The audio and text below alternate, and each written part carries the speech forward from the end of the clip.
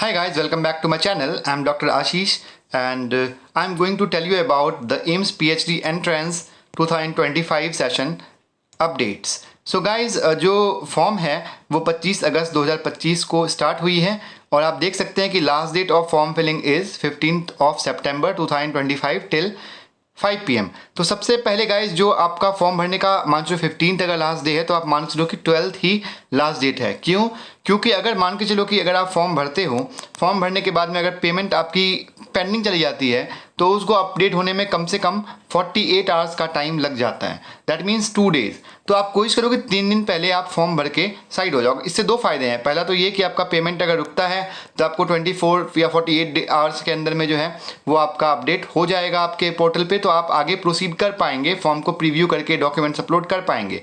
दूसरी चीज़ ये कि अगर आप जितना जल्दी फॉर्म भरते हो आपके पास में सेक्शन बी जो आपका सब्जेक्ट बेस्ड पार्ट है वहाँ पे प्रिपेयर करने के लिए आपको टाइम मिल जाता है। ठीक है, अगर मान लो आपने डिसाइड कर लिया कि ठीक है मुझे इस डिपार्टमेंट का फॉर्म डालना है तो आपके पास उतना ज़्यादा टाइम बचेगा। 15 तारीख को आप फॉर्म भरो तो आपके पास यही सोचने में टाइम लग जाएगा कि कौन से डिपार्टमेंट की प्रिपेयर करें। 12 दिन बचेंगे आपके पास तैयारी के लिए। अब मान जो फर्स्ट डे में फॉर्म भर लेंगे उसके पास तो 1 मंथ का फुल टाइम बचेगा आराम से तसल्ली से तैयारी करने के लिए। तो गाइज इस वीडियो में बताऊंगा कि क्या अपडेट है। बस एक अपडेट है जो आपको दिमाग में रखना है और ये अपडेट उतना बड़ा अपडेट नहीं है, लेकिन ठीक है कि आपको आपके सहूलियत के हिसाब से प्रोजेक्ट डिसाइड करने के लिए आपको यहाँ पे टाइम मिल जाएगा। तो या फिर आपको आपके स्ट्रीम का पता चल जाएगा कौन से स्ट्रीम में आपकी पीएचडी होने वाली है।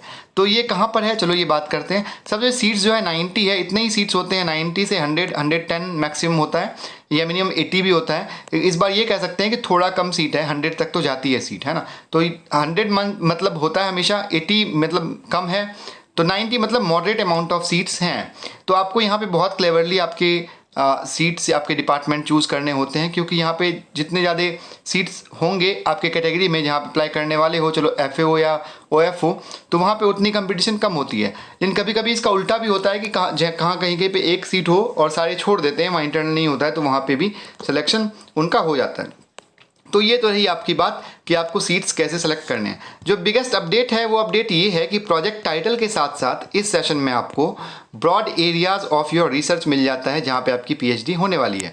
तो आप अगर गौर से देखो तो ये एरिया क्या है, ये एक प्रोजेक्ट टाइटल का डोमेन है। सब आप ये कह लो कि ये अगर प्रोजेक्ट टाइटल है तो इस कौन से हेड के अंदर आएगा, स्पेसिफिकेशन या स्पेशलाइजेशन क्या होगी आपके टॉपिक की, तो ये मिल जाता है। सपोज अगर मैं एग्जांपल दूं, अगर मान लो आप डिपार्टमेंट ऑफ बायोकेमिस्ट्री में फॉर्म डाल रहे हो, बायोकेमिस्ट्री के अंदर में एक कोई लैब है जो मेटाबोलोमिक्स पे काम करती है, तो आपका एक ब्रॉड एरिया मेटाबोलोमिक्स होगा, तो वो यहाँ पे लिख के आ जाएगा। उसी तरह देखो अगर कोई फिजियोलॉजी की टॉपिक है तो वहाँ न्यूरोसाइंस लिख के आ रहा है, तो न्यूरोसाइंस मतलब कि वो न्यूरोफिजियोलॉजी की टॉपिक है। तो ये एक बहुत बड़ा अपडेट है जो यहाँ पे आपको मिल जाता है, जो आपको जुलाई 2025 सेशन में फर्स्ट टाइम देखने के लिए मिल रहा है। ठीक है, इसके अलावे जो बहुत सारे क्वेरीज थे कि कितने फॉर्म्स भर सकते हैं, कितने डिपार्टमेंट में फॉर्म्स अप्लाई कर सकते हैं, तो गाइज आप एक बार में 2 डिपार्टमेंट में फॉर्म भर सकते हो। बैक टू बैक आपके 1.5 के बजाय 3 घंटे का एग्जाम होगा जो कि आपको लगातार देना होगा।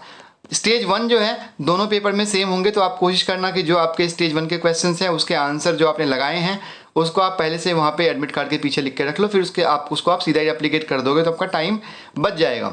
लेकिन ठीक है कि अगर आप ये करते हुए टाइम तो आपको बचना है ही, क्योंकि सेम क्वेश्चन अगर दोबारा करो तो आप वैसे भी कर सकते हो।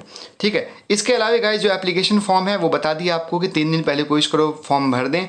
इसके अलावा अगर आपको मान लो कि कहीं पे आप अप्लाई कर रहे हो, आपको पता चले कि गाइड कौन है, तो ये सबसे बड़ी चीज़ होती है जो हर्डल है कि कौन हमारा चीफ गाइड है या किसका प्रोजेक्ट है, कौन से प्रोफेसर के अंदर मेरी पीएचडी होने वाली है।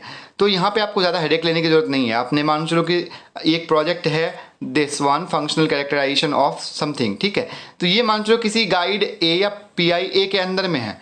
ठीक है, आपने ये पता कर लिया, ठीक है PIA के अंदर में, आप जाके बात भी कराओ। अगर मान चलो वैसे तो नहीं करना चाहिए, रिकमेंड नहीं कर, जब तक एग्जाम क्वालिफाई नहीं हो तो आप नहीं बात करो। लेकिन मान चलो अगर आपने कर भी लिया एग्जाम, अगर क्वालिफाई नहीं हुआ आपका, तो फिर क्या होगा, आपकी तो बेइज्जती हुई। दूसरी चीज़ ये है कि अगर आपने बात कर लिया, आपका एग्जाम क्वालिफाई हो भी गया, आप मेरिट लिस्ट में क्या हो 5वें नंबर पे हो, सीट्स 4 ही है, तो ऊपर के 1st, 2nd, 3rd, 4th को वो सीट मिल जाएगी।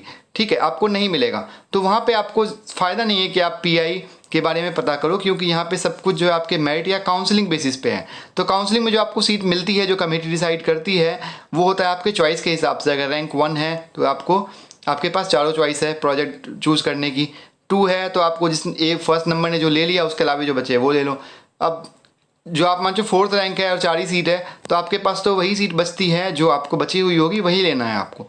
तो गाइड के चक्कर में मत पड़ो, इससे अच्छा है कि आप अपना टाइम जो है इधर उधर भागने से अच्छा आप बैठ के अपना इन्वेस्ट वहीं पे करो, अपने आप को फुल डिवोशन के साथ में जो डिपार्टमेंट चूज़ किया है उसको पढ़ो। टेक्निक्स बहुत इंपॉर्टेंट है पीएचडी एग्जाम में, एम्स के खास करके।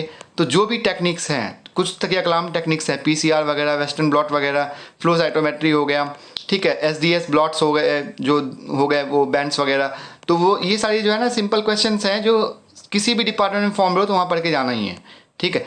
रिसर्च मेथोलॉजी के क्वेश्चन सेक्शन ए में जाना ही है, करंट अफेयर्स आपको पढ़ना ही है। करंट अफेयर्स की वीडियो जो है वो आपको आ जाएगी 14 तारीख के आसपास में, आपको वो वीडियो मिल जाएगी, संडे में है ना, सैटरडे या संडे में, मान जो next to next Saturday Sunday में, तो वहाँ से आपको करंट अफेयर्स की वीडियो मिल जाएगी। बाकी सीरीज़ में सब कुछ है ही, वहाँ से आप प्रिपेयर कर सकते हो।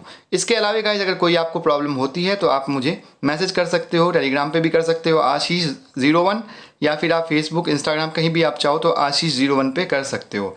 व्हाट्सएप पे भी कर सकते हो, व्हाट्सएप ग्रुप भी है, वहाँ भी आप ज्वाइन कर सकते हो।